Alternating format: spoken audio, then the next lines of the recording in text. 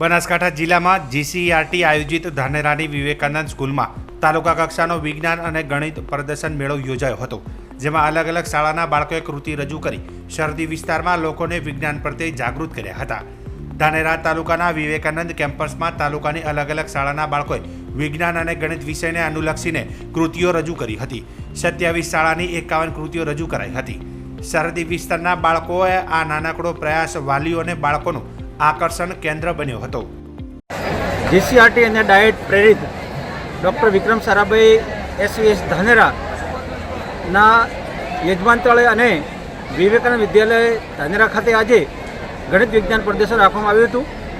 આ પ્રદર્શનના મુખ્ય વિષય હતો આજના યુગમાં વિજ્ઞાન અને ટેકનોલોજીનો આપણા વિકાસમાં ટકાઉ મજબૂતી કેવી હોય એના અંતર્ગત જુદી જુદી શાળાના વિદ્યાર્થીઓએ બાળ વૈજ્ઞાનિકો અને એમના માર્ગદર્શન શિક્ષકશ્રીઓએ અહીં અમારા કેમ્પસમાં આવી અને એમને જુદી જુદી એમની કૃતિઓ રજૂ કરવામાં આવી હતી.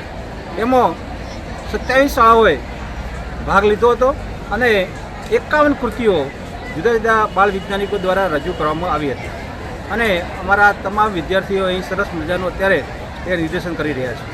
આજે અમારી શાળામાં તાલુકા કક્ષાનું ગણિત વિજ્ઞાન પ્રદર્શન યોજવામાં આવ્યું, જેમાં ઘણા બધા બાળકોએ પોતાની કૃતિઓ બનાવી લોકોને વિજ્ઞાન પ્રત્યે જાગૃત કરવા માટે પોતાની કૃતિઓની રચના કરી. જેમાં અમે પણ અમારી કૃતિની એક રચના કરી. અમારી કૃતિનું નામ છે એનર્જી સેવિંગ ઇન્ડિકેટર. અમારી કૃતિનો સિદ્ધાંત છે કે લોકોને વિજ્ઞાન પ્રત્યે જાગૃત કરવા અને પ્રકાશના વધઘટનથી વિદ્યુત ઉર્જાનું પ્રકાશ ઉર્જામાં રૂપાંતર થાય છે.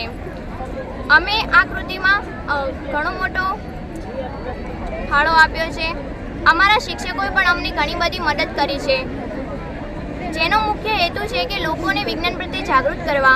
અમે પણ અમારી એક કૃતિની રચના કરી છે, જેનું નામ છે એનર્જી સેવિંગ ઇન્ડિકેટર. અમારી કૃતિનો સિદ્ધાંત છે કે પ્રકાશના વધઘટનથી વિદ્યુત ઉર્જાનું પ્રકાશ ઉર્જામાં રૂપાંતર થાય છે. આપણે હાલ અનુભવી રહ્યા છીએ કે વૈજ્ઞાનિકો ચંદ્ર ઉપર પણ પહોંચી ગયા છે. તેઓએ ચંદ્રયાન 3 પણ લોન્ચ કરી નાખ્યું છે. ભૂમિબેન નારાયણભાઈ છે. આજે સેટ શ્રી HK આકોલિયા વિવેકાનંદ વિદ્યાલયમાં વિજ્ઞાન ગણિત પ્રદર્શન યોજાયેલું છે.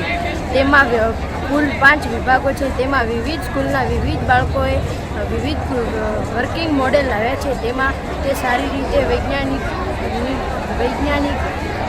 કૃતિઓ દેખાડે છે અને સારી રીતે સમજાવે છે. આજે અમે નાનકડો વર્કિંગ મોડેલ બનાવ્યો છે, પરંતુ તે ભવિષ્યમાં ભારતને ઉજ્જવળ બનાવી શકશે એવો મારો પ્રયત્ન છે.